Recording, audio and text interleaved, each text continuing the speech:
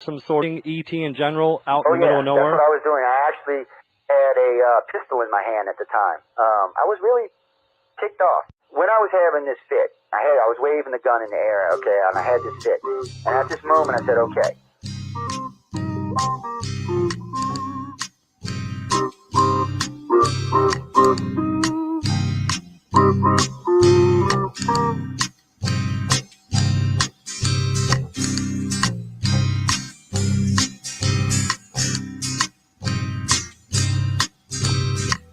He was a Louisiana man named Montaldo.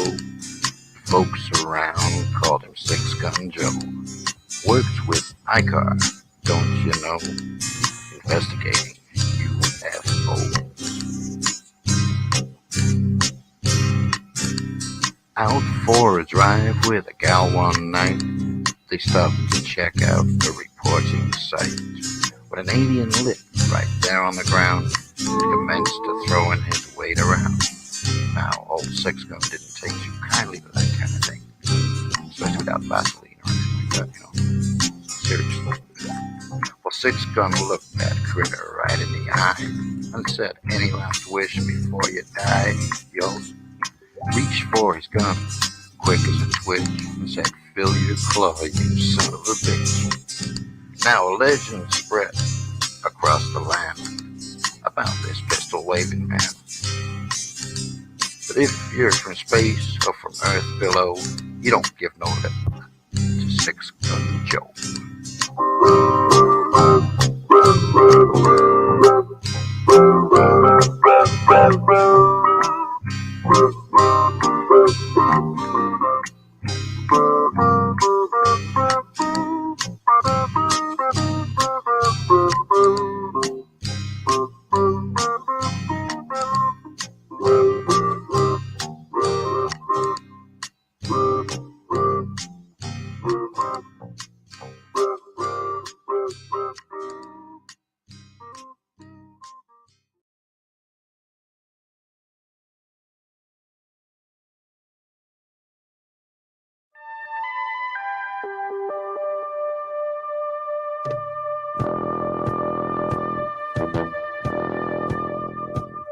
Tune in to UFO Undercover, Wednesdays at 8 p.m. Eastern, with your host, Joe Montaldo, right here on the Paranormal Radio Network.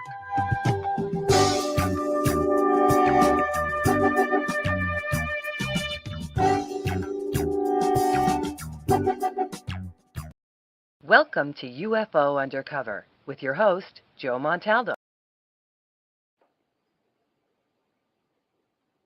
Good evening, everyone, and welcome to another episode of UFO Undercover. As Natasha said, I am your host, Joe Montaldo. I hope everyone this evening is having a great evening, great morning, great afternoon, wherever you may be on our beautiful blue planet. I know we're in all the time zones now. Last I checked, 109 countries, more than 250 American cities. So there's no reason you can't listen to us. If you're in New Orleans, you can listen to us on 105.3 FM, which, by the way, did not go down during the hurricane. We only lost broadcast for 5 hours. That was a total downtime during the storm, and that's only because we lost power and I was too lazy to go outside and hook up the generators. Other than that, my family, myself, and all my friends came through, goosed off quite well. I'm in my house in New Orleans, in the studio, broadcasting live to y'all right now. All the live programming will resume as of today. So I want everyone to tune in. Remember, too, you can always listen to us if you have a cell phone, because a lot of people had complained that they wanted to listen to us in a car. Well, it's impossible for us to be on every radio station in the world. So, we have UpSnap. You can type in PARA 27627 and you can get on it that way. You can go to the website and dial directly in on your phone. You can listen to us. There's no charge. It's free, other than the time you use on your phone. And since most people have free minutes after 7 on weekends, it shouldn't even affect your phone bill any. So you can flip on your speakerphone, plug it in, plug in your earphone, listen that way. Plus the many other ways you can listen to us. Now, we're also, John Greenwald Jr. from Black Vault Radio, blackvault.com, and Black Vault Radio has also picked up my show and several others from the network and are now carrying him on DVRN Radio, which is Black Vault Radio Network. So if you can't find us here, you can find us there. His show is also on my network. It airs in the rerun system because he's live on Saturdays, and we already have shows live on Saturdays. So that's all wonderful stuff you can catch us on. along with, like I said, the many other networks you can catch us on.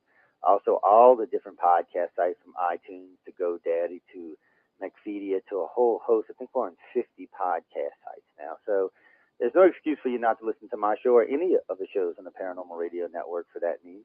Get out there, pick them up. I know y'all are listening because I can see the numbers every week and I can see the archive hit. So I know y'all are enjoying the shows. If for anything you'd like a particular guest or you'd like something changed in the station, or you've got any ideas for the station, you can always write to me at uprn@cox.net or at icar@cox.net. Either one, I respond to both emails.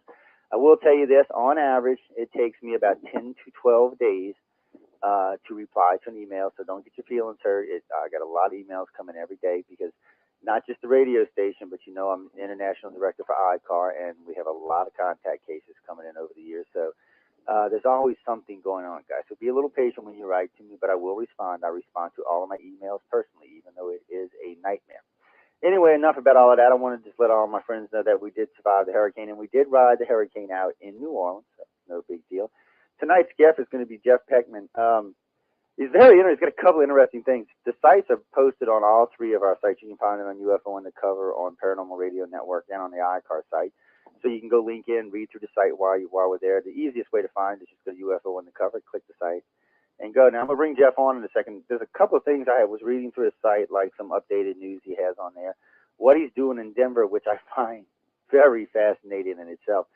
Jeff, let me get you to introduce yourself a little bit, tell the audience a little bit about yourself, and then what possessed you to get into this?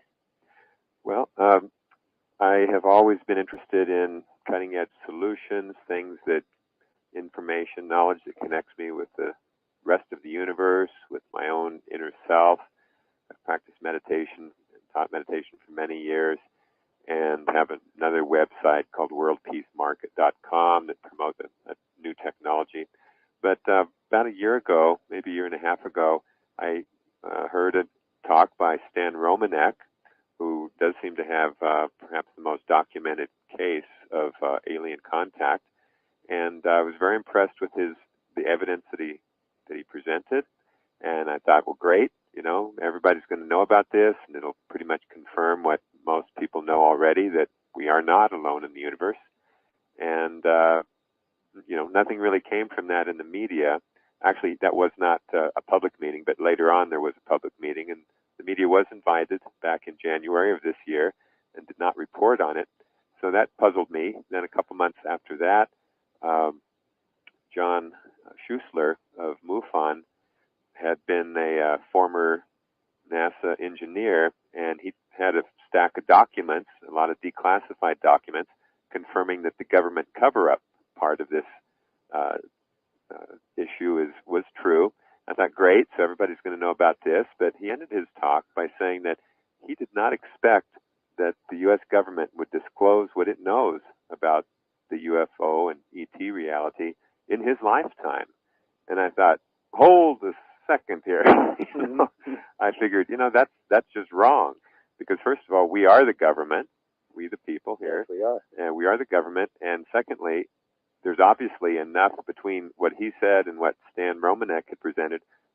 There's obviously enough evidence to support this theory of extraterrestrial reality that we don't need the federal government to disclose much of what needs to be known in order to really convince people, yeah, there's something going on here.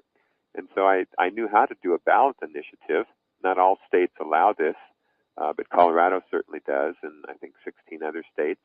And I've done it before, and I thought, I'll just create a ballot initiative to essentially achieve what people are hoping the federal government will do in terms of disclosure. So by the time I got back home from his talk, John Schuessler's talk, that was, within 30 minutes, I'd pretty much decided or figured out a concept for how to create a ballot initiative around this issue and to take the information directly to the people, which is important because, James Madison, a former president, spoke about, he said, the people are the only legitimate fountain of power, and it's from them that all these other powers of government are derived.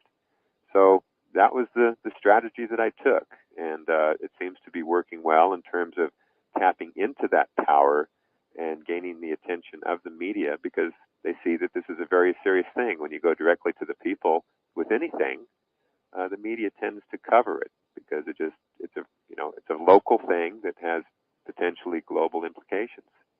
Well, let me now. For you, the local media is easier to deal with. I mean, isn't it for you? I mean, I know for me it is. I have a lot easier time when I'm dealing with local media with any of the subjects that I work on than I do with trying to get anything into the national media. I swear it's like pulling teeth to even get them to recognize anything. I mean, is that true for you, or have you had better success? It's actually been just the opposite. Initially, and on two ballot initiatives that I've done, there started out to be a little bit of local media coverage, but the national and international media then picked it up quite quickly, and it became a huge story. And then it was only after that the local media really started covering it a lot more and digging into the issue when they saw that other people in the world were interested. So both of these, maybe I'm just lucky, but both of these previous ballot initiative 5 years ago and now this one, instantly attracted media attention, and it was sustained for some time, and really allowed people to go more deeply into information that was either new or previously underreported. That makes sense. Well, I'm glad it kind of went backwards because, like I said, usually we have a hard time with anything in national. Local, usually if I call the local media down here, as long as there's not a hurricane or something like that going on, usually if I call them, they'll respond. They'll send out a. Now, we don't ever get a big report. We always get like a cover, something like that. But still, they tend to cover it here in New Orleans and in Houston. I notice they do it quite a lot. But stories that are picked up locally, I rarely ever see them hit the national news. Every once in a while. But see, you seem to have just the opposite luck there, which is nice. Because once it makes national, the people can get involved, which is what you're trying to do. I mean, if you got to get, I tell us ufologists all the time, if you want to make a difference, you got to get the word out to the general population. Preaching to the choir is not going to do you any good. That's true. That's true. And you're one of the champions, and I feel very grateful to be speaking with people like you that have been at this for decades. I'm relatively new to this whole topic, but I saw an opportunity to create really a forum so that people that do have something very important to say can bring that to Denver, and through Denver, it can reach the rest of the world. So whether it's a DVD, a book, a white paper, some personal experience, it seems that that's the way it's unfolding, that people are looking at Denver now as a portal to getting this information directly to the people. And, when I said the media picked it up, I mean, I don't know how many of your listeners your show is probably, I'm certain it's much more interesting than what's normally in the mainstream media. But if they've been noticing within the first 6 weeks of doing this ballot initiative, and I should say that when I first filed the draft, you have to go through a few legal steps, and the first is just to give a draft of what you're intending to do to the city council attorney and the city council director of staff, and then within 10 days they have a little sit-down meeting with you and kind of go over it and just try to understand what it is. They don't tell you to change anything, but they'll ask questions and comments. And in fact, I've revised the petition, and we'll be doing the same kind of meeting tomorrow. So that's been getting a little bit of news coverage. But when I first started, I didn't even tell the media about it at all. I didn't solicit any interviews because I really needed about 3 months of time to get things underway and to actually work on another couple of projects. But because it became a matter of public record, a local reporter, Daniel Chacon at the Rocky Mountain News, picked up on it and wrote an article. Well, the day after that, I got invited by 1 or 2 TV stations who thought, okay, well, this is interesting. They did an interview, and from there, within about 10 days, it was all over the world. And within the first 6 weeks, I ended up doing about 70 interviews on all the major national TV networks, local networks, a number of newspapers, a lot of radio interviews, and then that 6-week period ended up with me on the stage with David Letterman talking about this, and also Geraldo. And then we also did, Stan Romanek and I did an uplink with Larry King just before that. So it was a huge thing, and really within those 6 weeks, part of it was the ballot initiative itself, and then it was this so-called alien video, which was mistakenly called the Jeff Peckman alien video. Yeah, I didn't notice that. It was Stan Romanek, and that was, another wave. And I was trying to follow this. Just it's kind of an interesting phenomenon. And wow, within the first, after that alien video was shown, my campaign website got about 250,000 hits within the first 24 hours, and it became like a top story on AOL, Yahoo, MSN homepages. It was one of the top Google searches, top YouTube searches. It really just created this splash. And so obviously something's going on here, Joe. I mean, I'm not that organized to cause all of this. I know how to do a ballot initiative, and it seemed to be a good topic. And I really sense that it's a different time now. It's a new day, and that perhaps even the same group that has controlled the media to not report on this issue is now swinging in the other direction and finding convenient ways to get this information out, because it seems beyond the ability of the federal government to do it in any effective way. Well, the feds need some deniability, and they need some, they need a buffer, basically, so they don't get sued or they don't find themselves in a bunch of legal problems. So if it comes out via a public source or a private source, what have you, the government's not so much responsible. They can say, well, we kind of thought, or we did this, or we did that, but they don't have to outright say they knew about this, because at this point, I've talked to a lot of people in the last decade about this on the air, and I got to say, one of the problems for the government is if tomorrow they come out and say this is a real phenomena, they're going to have 500,000 lawsuits against them, and for a whole host of reasons. And and that's just one part of it. They still got to deal with Russians keeping technology from them, and a few other things besides that. So it's hard for the feds to come right out and say, okay, guys, ET's visiting the planet, and this is how it is. But for someone like ourselves and other people that are in the field, if the right group of people get together and can put the right pressure, and if there's enough of this come forward, I really think you might get some cooperation from the government. But other than that, I don't